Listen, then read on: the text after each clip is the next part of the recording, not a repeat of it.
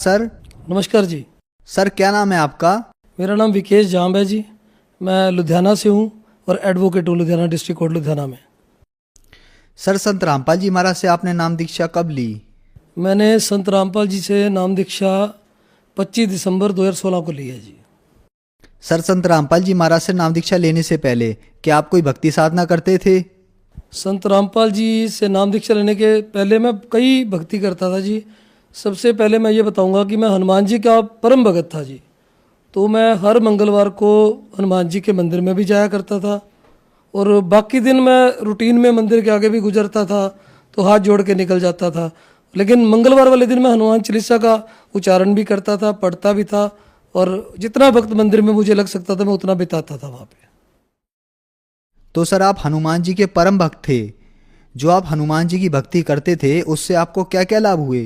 जब मैं लुधियाना में आया था 19 सितंबर 2001 को जी, तो उसके बाद मैं यहाँ पे आने के बाद जब मेरा धीरे धीरे थोड़ा सा काम चलने लग गया तो मैं बहुत ज़्यादा शराब पीने लग गया जी, बहुत ज़्यादा। तो सर ऐसा था कि शराब पीते पीते कई बार क्या होता था कि रात को जैसे 12 भी बज जाते थे तो एक्सेस विस्की की वजह से फिर कुछ होश वोश नहीं रहता था और मैं घर से यहाँ से निकल के और फिर मतलब पूरी पूरी रात में घर नहीं लौटता था। फिर नेक्स्ट डे मेरे को कोर्ट भी जाना होता था। तो बड़ी हालात बड़े अजीब से थे। मैं कोर्ट भी जाता था, क्या करता कि मुझे काम भी करना है और मुझे अपने आप से घृणा होने लगी थी कि मैं ये क्या कर रहा हूँ, मैं क्यों इतनी पी रहा हूँ। मुझे ये पता था कि मैं जो कर रहा हूँ मैं गलत कर रहा हूँ, लेकिन मुझे कोई भी ऐसी चीज़ आज तक नहीं मिली थी कि जिसकी वजह से मैं इसको छोड़ूं। मैं सोच रहा था कि इसको छोड़ूं तो कैसे छोड़ूं। तो बहुत कोशिश की मैंने। इवन कई बार घर पे भी बात होती थी तो जो हमारे नियर्स एंड डियर्स हैं वो भी मेरे को कहा करते थे कि हम तेरी सब बातें मानने को तैयार हैं, लेकिन अगर तू ये विस्की छोड़ दे तो हमारा जो घर है ये ठीक हो सकता है। तो मतलब घर की हालत इतनी दयनीय थी, मैं घर नहीं लौटता था, मेरे हालात ख़राब होते थे, मैं रात को परेशान भी होता था और कभी कभी ऐसे हालात होते थे कि क्लैश जिसको हम बोलते हैं, मतलब मैं क्या आपको बताऊं कि हालात जो थे बद से बदतर थे और मैं बहुत खुद परेशान था। लेकिन बहुत कोशिशों के बावजूद भी मैं अपनी विस्की को नहीं छोड़ पा रहा था। इसके अलावा और भी कई व्यसन थे जो मैं किया करता था और भी बहुत सी गलतियां थी जो मैं किया करता था, लेकिन मैं उनसे उभर नहीं पा रहा था, उनको छोड़ नहीं पा रहा था। बहुत देर से मैं तड़पता था। रात को कई बार मैं लौट के नहीं आता था, मुझे ये लगता था कि कहीं कोई मेरे को मार ही देगा। जब मैं रात को अकेला सड़कों पे घूम रहा हूँ, गाड़ी लेके दूर तक चला जाता हूँ लॉन्ग ड्राइव, और मुझे खुद समझ नहीं आता था कि ये कौन है मुझे भगाया जा रहा है और मैं कहाँ जा रहा हूँ, मुझे खुद को नहीं पता होता था। नेक्स्ट डे क्योंकि मुझे फिर काम करना होता था तो मैं फिर अपने काम में आके व्यस्त हो जाता था। शाम फिर हो जाती थी, फिर वही रूटीन मेरा शुरू हो जाता था। तो सर आपने बताया कि आप हनुमान जी की भक्ति करते थे और उसके साथ साथ आपको एक शराब पीने की बुरी लत लग गई और उसके कारण आपकी ज़िंदगी नर्क जैसी हो गई। तो फिर आप संत रामपाल जी महाराज की शरण में कैसे आए? सर ऐसा है कि मेरे को शुरू से अध्यात्म में इंटरेस्ट तो था ही। मैं जानना चाहता, मैं सुना करता था कि अक्सर सुना करता था गुरु गोविंद दोनों खड़े काके लागू पाए, बलिहारी गुरु आपने जिन गोविंद दिया मिलाए। लेकिन मुझे गुरु का ना तो अर्थ पता था, ना मुझे ये पता था कि कोई गुरु भी होता है या गुरु को अपनाना पड़ता है या हमें गुरु की जरूरत होती है अपने जीवन के लिए। मैं अपने आप को ही सबसे बड़ा गुरु समझता था। मुझे ये लगता था कि मेरे से ज़्यादा ज्ञान कहीं भी नहीं है। तो एक दिन क्या हुआ कि उस दिन संडे का दिन था तो मैं अपने घर पे बैठा हुआ था, तो अचानक किसी ने मेरी डोरबेल बजाई और मैंने सामने देखा तो 3-4 लोग बाहर खड़े थे। उन्होंने कहा जी हम आपको एक बुक देने आए हैं।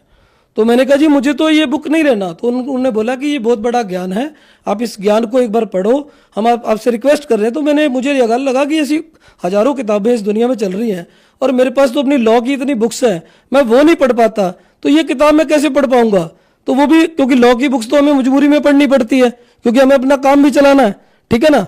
तो मेरे ख्याल में मैं भी उसी तरह दुनिया की तरह काम करे जा रहा था। तो जब उन्होंने बार बार मुझे कहा कि ये बुक आप एक बार लेके देखो, आप इसको पढ़ के देखो, ये 20 रुपए की ज्ञान गंगा है, तो मैंने कहा जी मेरे को ये बुक नहीं चाहिए, मेरे को आप ज़्यादा ज्ञान मत दो, मेरे पास बहुत बड़ा ज्ञान है। आप कभी मेरे पास कोर्ट में आओ, मैं आपको बताता हूँ ज्ञान क्या होता है। क्योंकि मेरे पास तो भरा पड़ा था अंदर से ज्ञान, और ज्ञान भी कौन सा, जो अज्ञान था। तो जब मैंने वो बुक एक बार उनसे ले ली, वो बुक लेने के बाद मैंने रूटीन में उसको अपने सामने, मेरे टीवी रखा होता था, एलसीडी लगा हुआ था, तो वहाँ रख दी उसके नीचे, उसकी ड्रॉज में। तो उसके बाद सर ऐसा हुआ कि कई दिन तक तो वो बुक पड़ी रही। अब मेरे हालात ये हो गए थे कि मैं एक तरफ तो वो बुक को देखता रहता था और दूसरा मैं अपनी ड्रिंक करता रहता था। शाम को 7 बजने के बाद मैं अपना ड्रिंक करना शुरू कर देता था। एक दिन ड्रिंक करते करते मैंने वो बुक उठा ली, उसको थोड़ा सा पढ़ा और उसके बाद फिर वापस रख दी। On the very next day मैंने वो बुक 4 बजे फिर उठा ली और मैंने उसको पढ़ना शुरू किया। वो बुक पढ़ते पढ़ते मेरे को 10:30 बज गए और बुक पढ़ते पढ़ते मेरी आंखों से आंसू निकलने लग गए। और इतने में मेरी जो वाइफ है वो मेरे पास आई कि मेरा छोटा नाम विक्की है, तो मेरे को कहती विक्की आज आप ड्रिंक नहीं करोगे? तो मैंने कहा चल यार ड्रिंक लेके आ, छोड़ इसको। तो मैंने वो बुक रख दी, उसके बाद फिर मैं अपना ड्रिंक करने लग गया। अब धीरे धीरे हालात ऐसे बन गए कि एक तरफ तो संत रामपाल जी का सत्संग चल रहा होता था टीवी पे, और दूसरा मैं उस बुक को पढ़ रहा होता था, तीसरा मैं साथ में ड्रिंक कर रहा होता था। तो मैं ये सोचा करता था भी इनको मैं देखा तो बहुत पहले से करता हूं अक्सर टीवी पे, लेकिन मुझे समझ नहीं आ रहा था कि, क्योंकि मेरे मन में एक विचार बना हुआ था कि जो संत होते हैं उनके भगवे चोले होते हैं, बड़ी बड़ी दाढ़ी होती है, उनकी बड़ी बड़ी जटाएं होती है, जो एक शुरू से मेरे मन में विचार बना हुआ था। तो मैंने देखा कि ये संत कैसे हैं जो बिल्कुल संत लगते ही नहीं है, एकदम सिंपल है, सिंपल वेशभूषा में है। तो फिर मैंने धीरे धीरे जब इनका ज्ञान सुनना शुरू किया और फिर वो ज्ञान गंगा जब मेरे अंदर वो ज्ञान समाना शुरू हुआ, तो धीरे धीरे मुझे ये करते करते 1 महीना बीत गया और मैं संत रामपाल जी के सत्संग सुनने लग गया।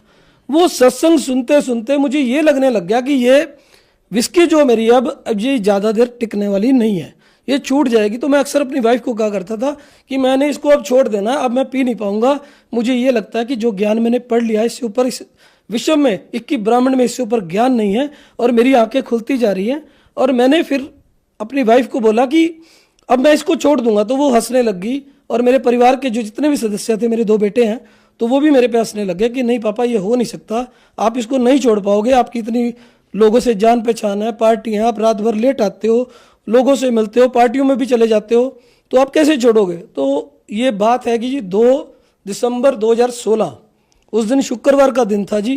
तो मैंने जो लास्ट बोतल मेरे पास पड़ी थी मैंने उसको ख़त्म किया।